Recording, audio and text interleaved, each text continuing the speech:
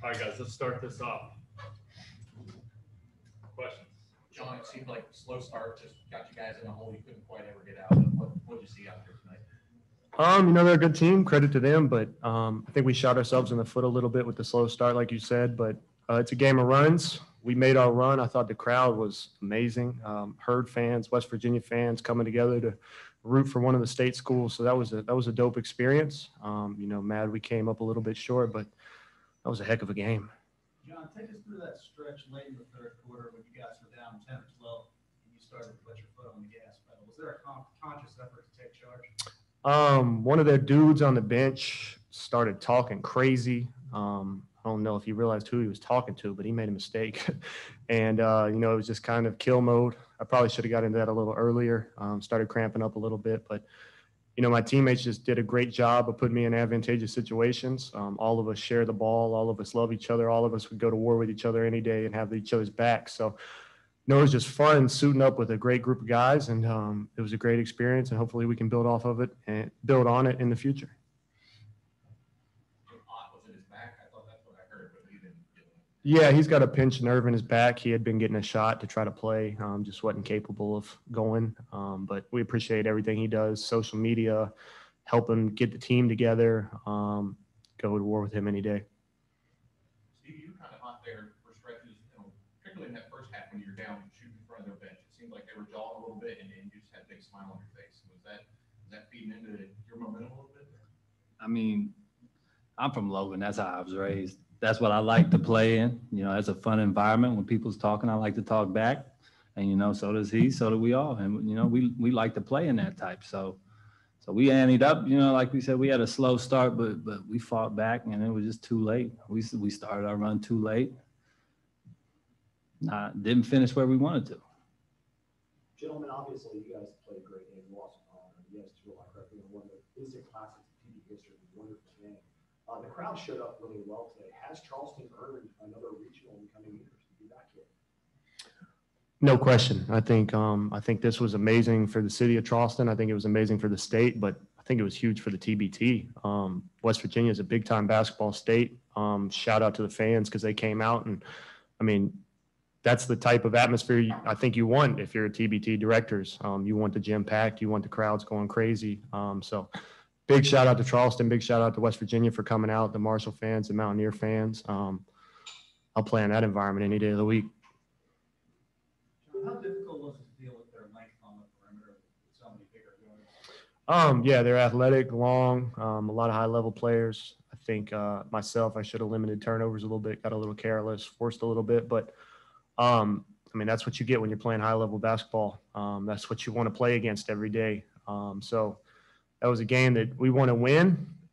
Hate to lose it, heartbreaker, but that's the type of basketball you grow up wanting to play, and that high level of a game. That was fun. The length to follow up that too. I noticed one thing when the run started to happen, when you guys started to make a comeback, is Shakur was a little bit bothered by Putney's length because obviously Putney's a very long player, and he's selling people a few turnarounds. And then it started to slip more screens and attack the rack more aggressively. That's where it sort of opened up your shooting by attacking the rim. How did that shift happen? When did that adjustment start to happen? Just talking. That Ja'Cory, if not the best player in this tournament. Go to war with him any day. Think he deserves to be in the NBA. That's what type of player he is. He demands a lot of attention. They started running double teams at him, trying to force him to give it up. And they had a little bit of success, but that's just when we got to rely on each other, come together, and find a way to counter what they were throwing at us. And I thought we did a pretty good job, but ultimately fell a little bit short.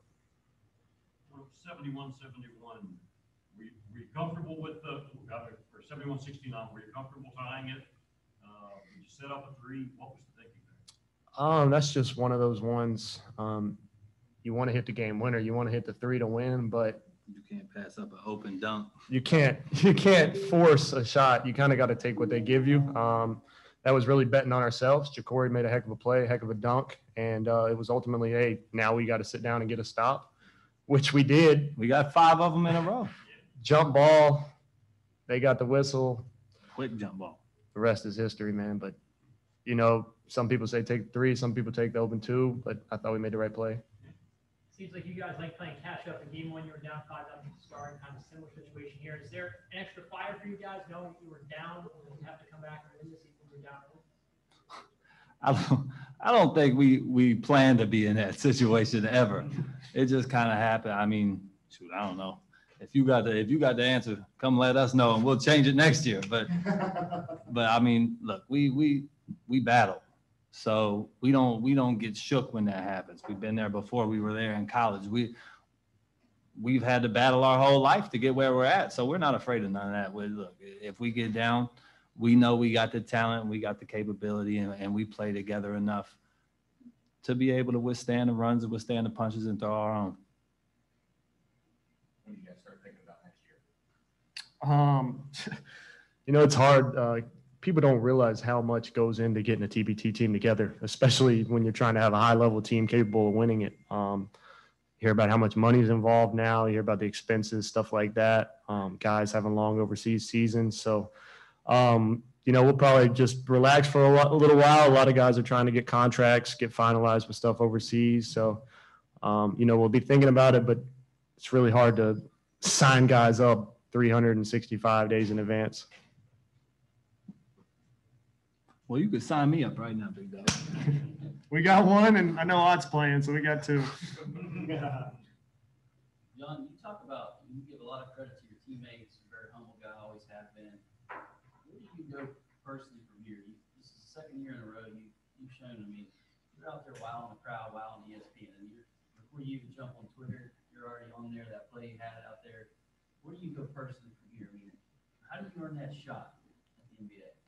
That's where he needs to go. The NBA, they need to give him a look. He proves it every year in, year out. Look at his overseas numbers. They're incredible.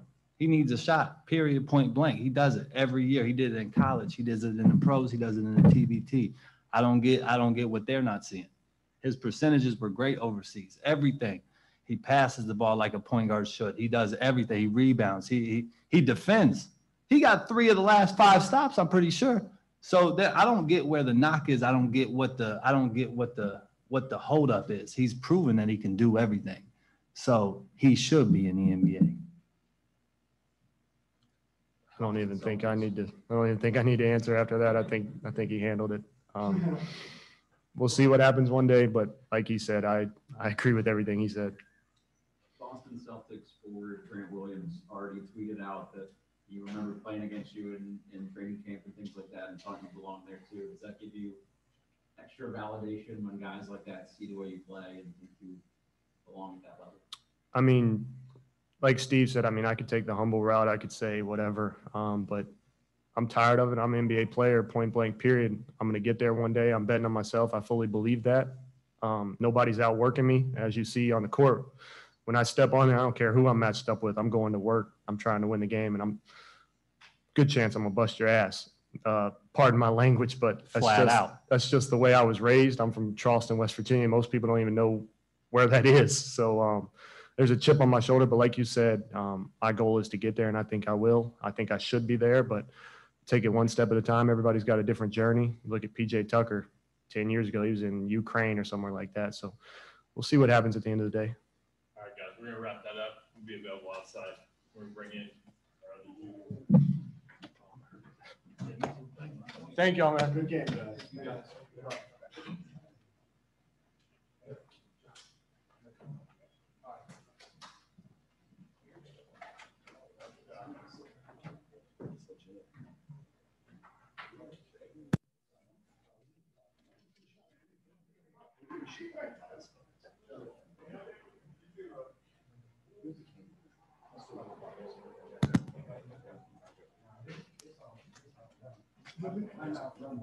I like that. Put the name on the All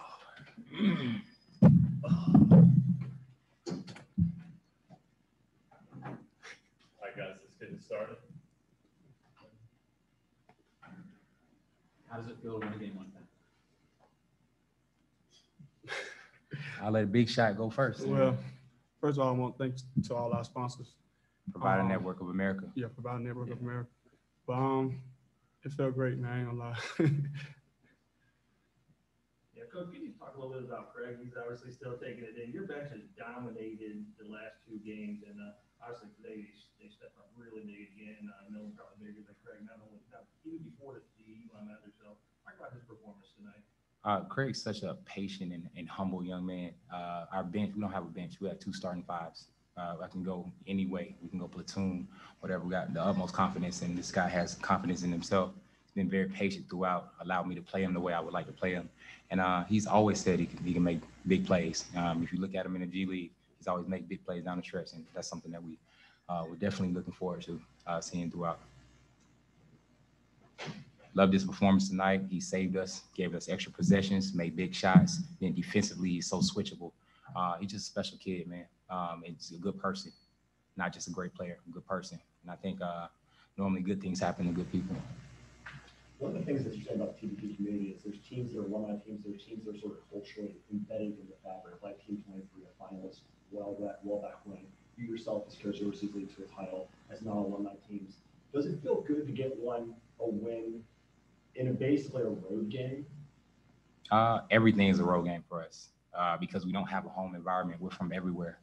Just across here, we're represented by Montgomery, Alabama, Chicago, West Coast, LA, Atlanta. So, I mean, we're all the way across. And he want to say Utah, too, because they show love. That's his family in Utah. So every game is a road game, and every win is just another win. You know, we're happy to get to the next step.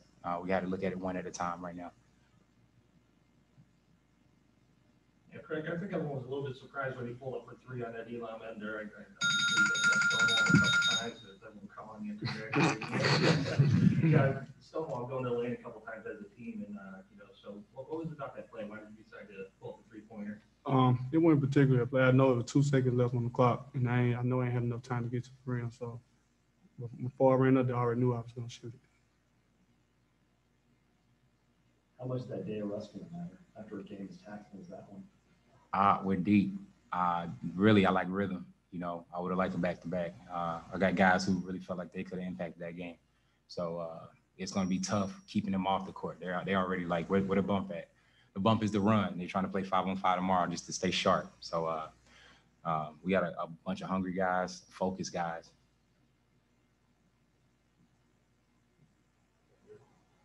Yeah, I just got a couple quick questions for you guys.